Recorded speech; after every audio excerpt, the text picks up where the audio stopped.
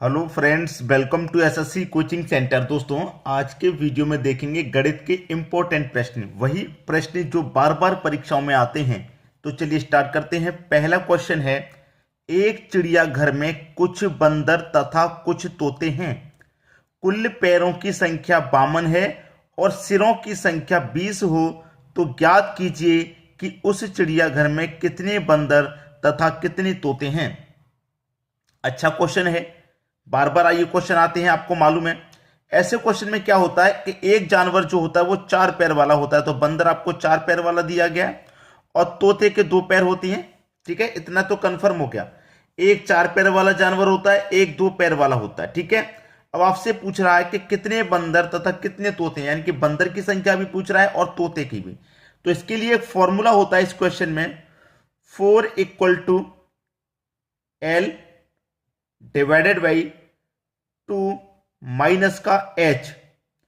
ये 4 के इक्वल में है, तो जो आंसर आएगा वो 4 पैर वाले की संख्या का आंसर आएगा। यानी कि यहां पे 4 के बराबर में ये फॉर्मूला है, तो आप जानते हैं कि 4 के बराबर में है तो जो संख्या निकलेगी वो 4 पैर वाले की निकलेगी, यानी कि 4 पैर वाले की निकलेगी। तो निकालो, 4 बराबर लेग्स कितने हैं, आपके पास पैरों की संख्या कितनी है, 52 है। तो 52 लिखिए, डिवाइड बाई 2 माइनस का H यानी हेड की संख्या, सिरों की संख्या। तो सिरों की संख्या आपके पास 20 है, तो इसे माइनस कर दीजिए। ठीक है, चलिए 4 डिवाइड बाई 2 से कटा दूंगा 52 को, तो ये 26 बार में कटेगा। अब 26 में से माइनस कर देंगे 20, तो कितना बचेगा, 6। यानी कि 4 पैर वाले जानवर कितने हैं, 6। तो 4 पैर वाला कौन सा जानवर था, बंदर था। यानी कि बंदर कितने हैं, 6 बंदर हैं। खत्म। अब हमसे जो कहा गया है सिरों की संख्या 20 है, यानी कि टोटल जानवर हमारे पास 20 है। भाई कोई सा भी जानवर हो, चाहे 2 पैर वाला हो, चाहे 4 पैर वाला हो, कितने भी पैर वाला हो, उसका सिर एक ही होता है।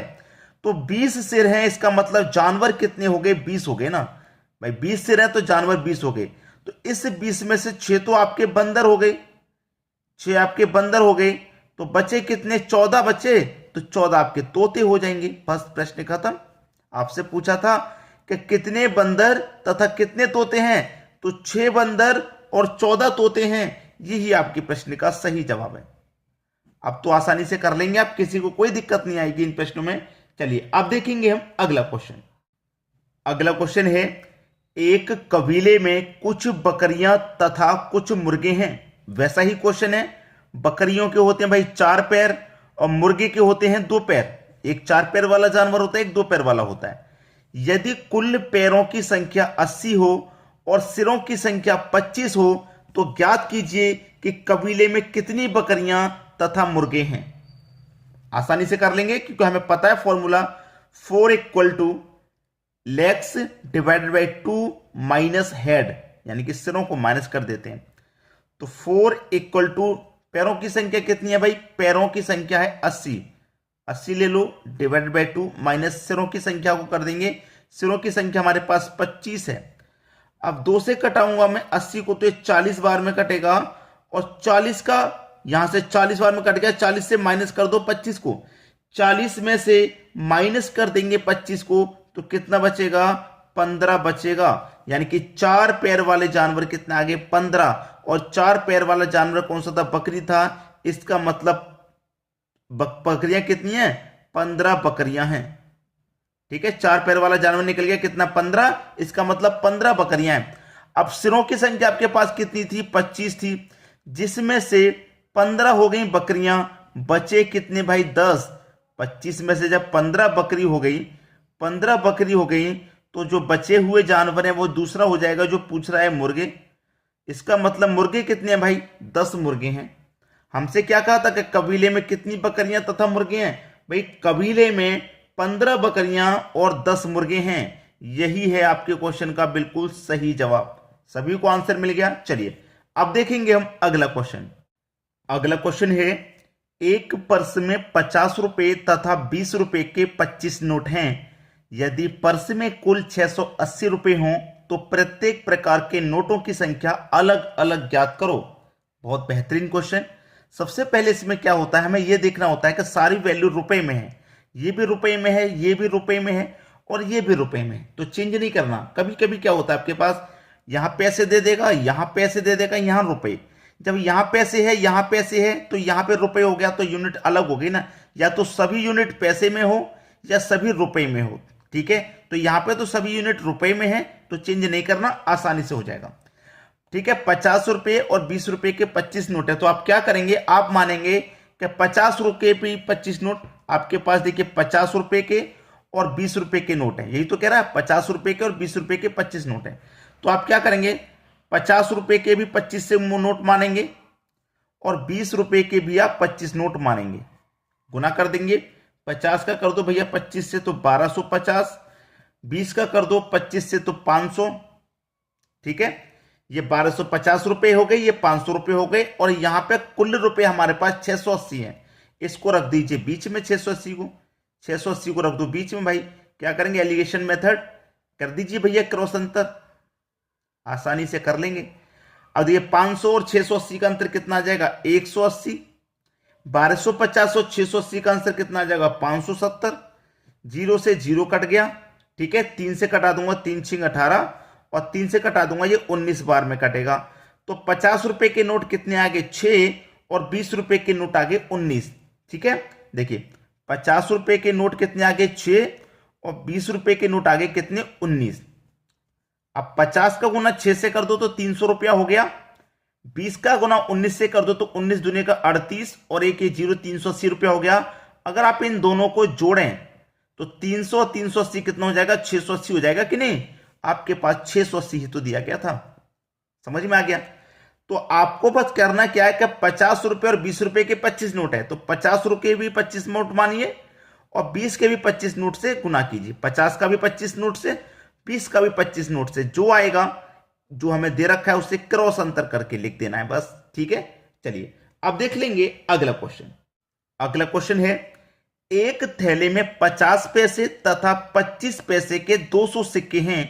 यदि थैले में कुल 90 रुपए हों तो प्रत्येक प्रकार के सिक्कों की संख्या बताओ। देखिए हमारे पास यहां पे तो दे दिया रुपए, लेकिन यहां भी पैसे हैं, यहां भी पैसे हैं, तो यूनिट अलग अलग दे दी ना। मैं पहले कह रहा था आपको, पिछले क्वेश्चन में सभी जगह रुपए था, लेकिन यहां 2 जगह तो पैसे है और यहां पर हमें रुपए दे दिया।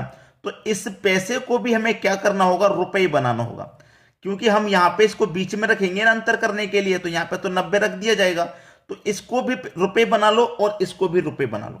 ठीक है भाई, 50 पैसे के कितने सिक्के हो गए, 200। तो आप क्या करेंगे, 50 का गुना 200 से करेंगे। ठीक है, और रुपए में कन्वर्ट करने के लिए 100 से डिवाइड कर देना है। ठीक है, और 25 पैसे के भी कितने सिक्के हो गए, 200।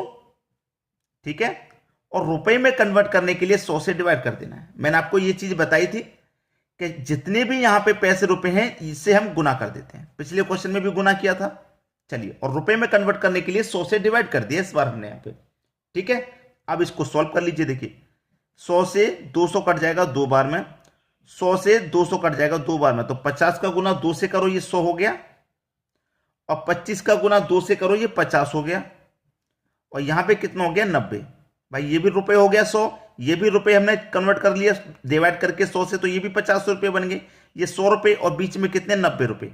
अब कर लीजिए क्रॉस अंतर, अब हो जाएगा 100 का 90 का अंतर 10, 50 का 90 का अंतर 40, कटाएगा 10 एकम 10, 10 से 4 बार में कट जाएगा।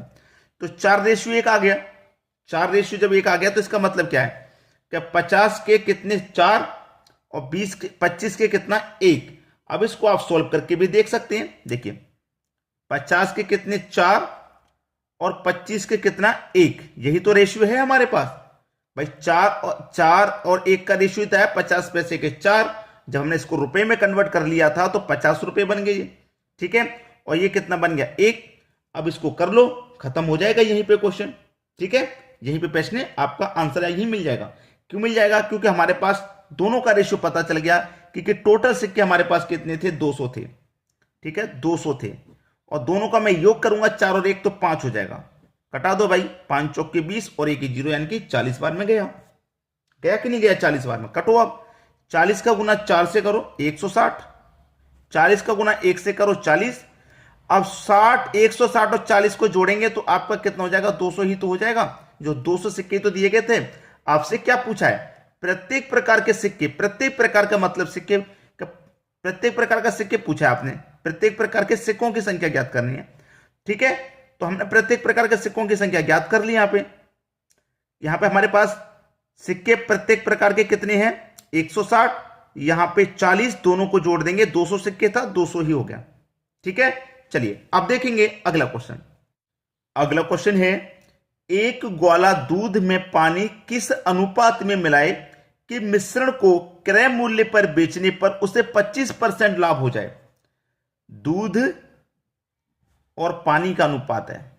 ठीक है, दूध और पानी को किस अनुपात में मिलाएं कि मिश्रण को क्रय मूल्य पर बेचने पर उसे 25% का लाभ हो जाए। देखिए ये आपका दूध है, ठीक है, दूध हो गया आपका, और ये हो गया पानी। अब याद रखना हमसे कह रहा है उसमें कि क्रय मूल्य पर बेचने पर उसे 25% लाभ होना चाहिए। क्रय मूल्य पर बेचने पर 25% का लाभ, तो 25% का लाभ कब होता है भाई, 25% का लाभ कब होता है, जब 100 की चीज को 125 से बेचते तभी तो 25 का लाभ होता है। अब याद रखना कि दूध हमारे पास जैसे कि 100 लीटर है, पानी नहीं पता भाई, प्योर दूध है हमारे पास 100 लीटर, प्योर दूध जिसे बोलते हैं। हम पानी को नहीं पता कितना मिलाएंगे, 25% लाभ के लिए हमने x मिला दिया। ठीक है, x मिला दिया हमने। जब हमने इसको यहां पे x मिला दिया तो दूध तो हमारे पास 100 ही रहा, और 25% का लाभ कब होता है, जब हम 100 में 25 मिला देते हैं, 25% पानी मिला दिया। तो मैंने कितना कर दिया भाई, मेरे पास दूध था 100 लीटर, मैंने उसमें पानी मिला दिया 25%, पानी मिला दिया कितना 25, तो मुझे 25% का फायदा हो रहा। सीधा सीधा लाभ या हानि 100 मान करके निकालेंगे तो आसानी से निकल जाएगा भाई। देखिए सीधा सीधा बात है कि 100 की चीज को आप 125 में बेचेंगे तो 25 का लाभ, यानी कि 25% का लाभ। ठीक है, अब ये 100 लीटर दूध था, 25 लीटर हमने इसमें पानी मिला दिया तो 125 लीटर हो गया कि नहीं हो गया, 125 हो गया, तो 25% का लाभ तो ऑटोमेटिक हो गया। तो किस अनुपात में मिलाएं, अनुपात पूछ रहा है, तो 25 से कम 25, 25 चौके 100, ये पूछ रहा है, ये हमने बता दिया 4 अनुपात है 1, यानी कि प्रत्येक 4 लीटर में 1 लीटर पानी मिला देगा। प्रत्येक 4 लीटर दूध में 1 लीटर पानी मिला देगा तो उसे 25% का लाभ हो जाएगा। समझ में आएगी बात। तो दोस्तों आज की वीडियो में इतना ही।